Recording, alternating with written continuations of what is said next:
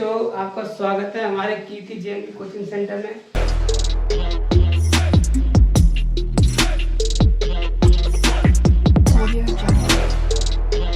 आज हम सीखेंगे अभाज्य गुणनखंड। ये हमारे नवोदय विद्यालय में अभाज्य गुणनखंड पर आधारित प्रश्न आते हैं। उन प्रश्नों को हम कैसे करेंगे, अभाज्य गुणनखंड होते क्या है, किस प्रकार से हम उनको ज्ञात करते हैं, वो सभी हम सीखेंगे। तो मैं आपको अभी शॉर्टकट में सिखा रहा हूँ, डिटेल में आपको फिर बताऊंगा। देखो पहले हम क्वेश्चन इस तरह से आया था। देखो जो हमारे क्वेश्चन आ गए, ये 140 के अभाज्य गुणनखंड बताओ। देखो एक और क्वेश्चन देखो जी, कई बार क्वेश्चन आए 1000 के अभाज्य गुणनखंड निकालो। कई बार आ चुका है क्वेश्चन, देखो निकालो। और देखो 500 के अभाज्य गुणनखंड निकालो। 500 के अभाज्य गुणनखंड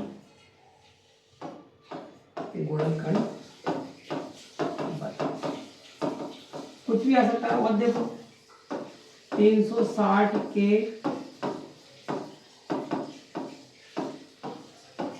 अभाज्य गुणनखंड ज्ञात करो। यानी गुणनखंड क्या अभाज्य होता है, उस संख्या को छोटी छोटी संख्या में तोड़ना, अभाज्य संख्याओं के रूप में तोड़ना हमारे गुणनखंड कहते हैं। तो गुणनखंड को क्या करना है, हमको उसको छोटी छोटी संख्या में तोड़ना। तो हम क्या करेंगे, जैसे देखो पहला क्वेश्चन लेते हैं 140। नियम वही रहेगा जो मैंने आपको देखो एलसीएम में बताया था। सबसे पहले हमको 2 से डिवाइड करना है, वो 2 से नहीं हो रहा 3 से डिवाइड करना है, 3 से नहीं तो 5 से करें, 5 से 7 से। जी हमको ध्यान रखना है, जी हमारा जिंदगी में नियम लागू होगा। और हमको भाज्यता के नियम है, ये 2 का नियम पता होना चाहिए, 3 से करने पता नहीं, 4 का पता नहीं, 5 का, 6 का, 7 का, 8 का, 9 का, 10, 11 का, 13 का, 15 का, 17 का। इनके भाज्यता नियम के 2 से कब डिवाइड होती है, 3 से कैसे डिवाइड होती है, तो जी हमको पता होना चाहिए। ठीक है, तो सबसे पहले लास्ट में 0 दिख रही है हमको, मैंने आपको बताया था अंतिम अंक 0, 2, 4, 6, 8 है, तो उसमें 2 से भाग करना है। तो यहाँ पे हमको क्या दिख रहा है, 0 दिख रहा है। तो इसमें किसका आ जाएगा, 0 का। 2 का बाद देंगे, 2 7 14, 0 की 0, फिर 2 के बाद देंगे 2 3 6, 2 5 10। अब 2 से नहीं कटेगा, अब हम 2 के बाद क्या रखा है, 3। क्या इसमें 3 का हो जाएगा, 3 का नियम को बताइए, अंकों का योग 3 के पहाड़े में। हम 35 को 2 जोड़ देंगे तो 8। क्या 8 3 की टेबल में आता है, 3 के भाग आता है, नहीं आता है, तो इसमें 3 का भाग नहीं जाएगा।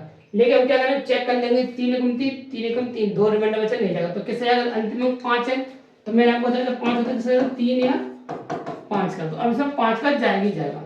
देखो 5 7 35, 7 एकम 7, 2 इंटू 2 इंटू 5 इंटू 7। जी हमारा आंसर। गुणा नहीं करेंगे, गुणा करके हमको 140 प्राप्त हो जाएगा। यदि हमको 140 प्राप्त हो रहा था, हमारा सवाल सही है। तो हमारे जो हो गए अभाज्य गुणनखंड। इस प्रकार से अपन अभाज्य गुणनखंड निकालते हैं। देखो अगला सवाल देखते हैं।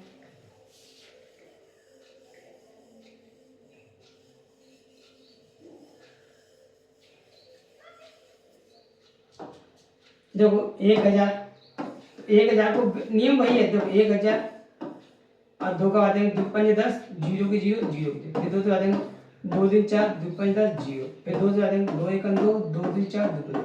अब देखो 3 3 4 12, 3 1 3 यार 5 1 5 9 10, 55 25, 55 25, 5 1 5। तो देखो 2 into 2 into 2 into 5 into 5 into 5।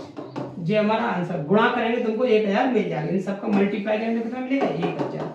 तो हमको 1000 तो तुमको दिया ही है, तुमको केवल गुणनखंड से मतलब इनके फैक्टर करना है, तुमको जो इसके फैक्टर। अब देखो सवाल, तो इसी प्रकार से हम देखो इसी प्रकार हम इसको कर सकते हैं, इसको किसी को कर सकते हैं। देखो एक क्वेश्चन ऐसा भी आया था 840 घातांकों का प्रयोग करके, घातांकों का प्रयोग कर अभाज्य गुणनखंड निकालो। अभाज्य गुणनखंड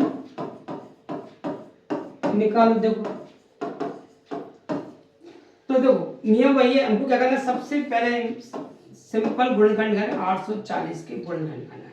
लास्ट में 0 है, तो 2 का भाग देंगे जी, हमको पता ही है। तो देखो 2 का भाग पहले दे लो, 2 चौक 8, 0 की 0, 2 3 4 0 0, देखो 2 चौक 8, 2 3 4 0, फिर 2 साथ देंगे, 2 3 4, 2 1 2 0। अब देखो फिर 2 का देंगे, 2 1 2 2 5। बहुत से बच्चे इस तरह से गलती कर देते हैं कि डायरेक्ट 15 दे, नहीं 2 1 2 1 में करिए तो कैरी 0, 2 5 10। अब देखो 3 से लास्ट में 5 है, मैंने आपको बताया लास्ट में 5 होता है, किसी का होता है 3 या 5 से 3 से डायरेक्ट होता है 5 1 6, 3 के टेबल में आता है तो 3 के बाद जाएगा। तो देखो फिर 3 3 का 9, 3 5 15। अब 5 लेंगे, 5 7 35, 7 1 7।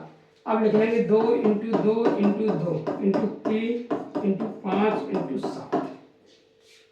अब उसने क्या बोला है, घातांकों का प्रयोग करके। तो 1 2 1 2 3, 2 2 कितने के 3, तो 2 की पावर 3, 3 एक ये 3 ही रहेगा, 5 बच के 7 और 7 बच, ये हमारा आंसर हो गया।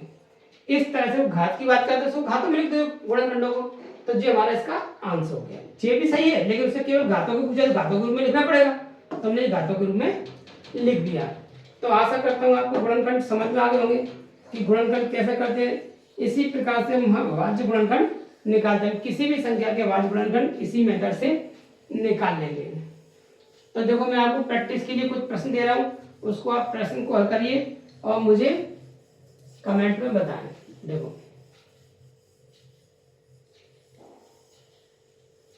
कुछ अभ्यास के लिए प्रश्न।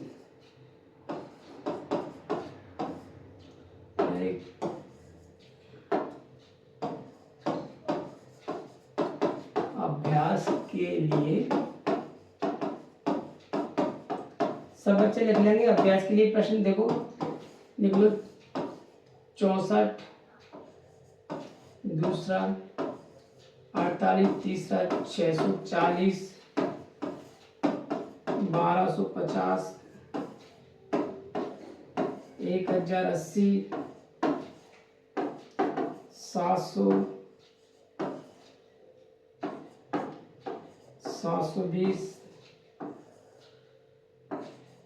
900 के अभाज्य गुणनखंड ज्ञात करो। के अभाज्य गुणनखंड ज्ञात करो। तो हमको क्या करना है सही बच्चों को, देखो जी मैंने आपको 8 सवाल दिए, इन सवालों को आप घर पर याद करिए, उनको लगाइए। यदि नहीं लगते हैं तो आप मुझे कमेंट करके बताइए, मैं दोबारा आपको इसको रिपीट करके बता दूंगा नेक्स्ट वीडियो। तो आशा करता हूँ आपको मेरी वीडियो पसंद आई हो। वीडियो पसंद आई है वीडियो को लाइक एंड शेयर जरूर करें। मिलते हैं बच्चों नेक्स्ट वीडियो में।